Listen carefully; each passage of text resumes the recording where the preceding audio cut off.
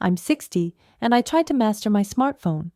Now it scares me more than my grandkids. You might think learning a phone is easy. After all, it's just a device, right? Well, let me tell you, this little glowing rectangle has become my most unpredictable nemesis. It all started when I proudly brought home the latest smartphone model. Sleek, shiny, and packed with buttons I didn't recognize. I was determined.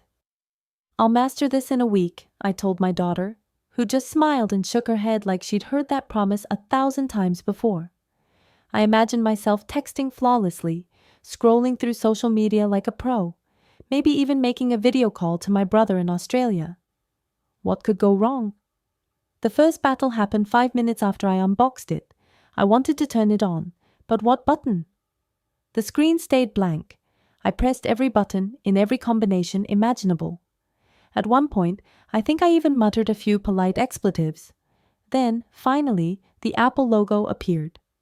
Victory! Next came the touchscreen. You think you know how to tap, right? Well, this screen is different. I tapped on the little envelope icon to open my messages, but instead, the phone dialed my ex-husband. Oh yes, the one called back immediately. Hello? He said, confused. Oops, I stammered. Wrong button.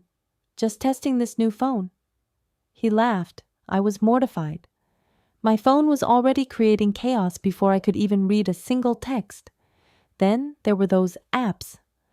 Bless my daughter for trying to explain them, but terms like Instagram, Snapchat, and TikTok might as well have been alien languages. I tried to download a weather app, but ended up installing a flashlight one. Hours later, while showing off my weather forecast, the phone just shone a bright light in everyone's face. One afternoon, I decided to try texting.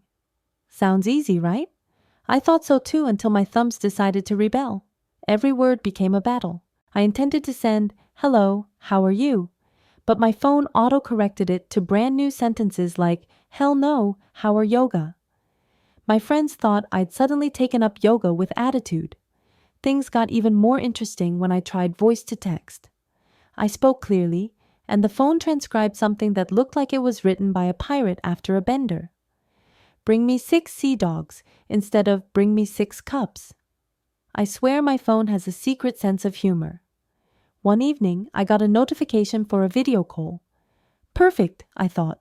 Time to chat with my grandson and show him I'm tech-savvy. I pressed the button, but instead of seeing his smile, I was met with my own face. Super close-up, static-filled, looking like a confused owl. Then, to add insult to injury, the phone rang loudly throughout the house, startling the cat, my husband, and me.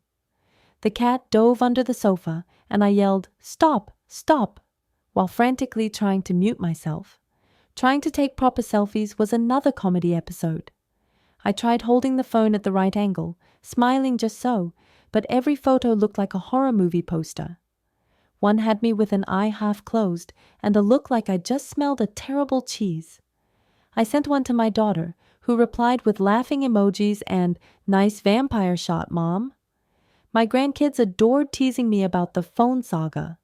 They set up fake challenges like, "Can Grandma open Alexa?" or "Watch Mom order pizza by voice." Once, they hid the phone and timed how long it took for me to realize it wasn't in my purse.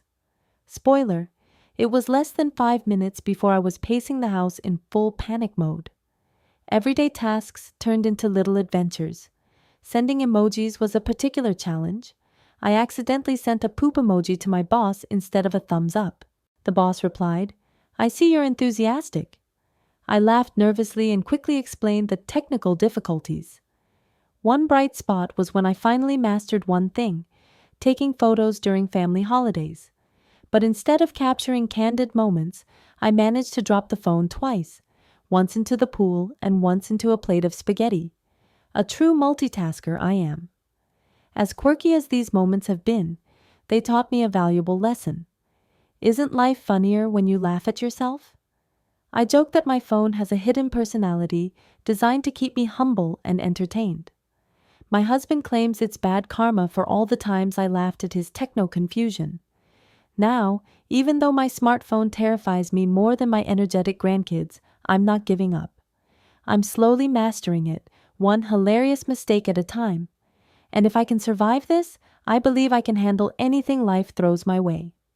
So, if you see me confusedly poking my phone, sending weird messages, or accidentally calling random people, just smile and know this. I'm winning this battle. But the phone is the trickiest opponent I've ever faced.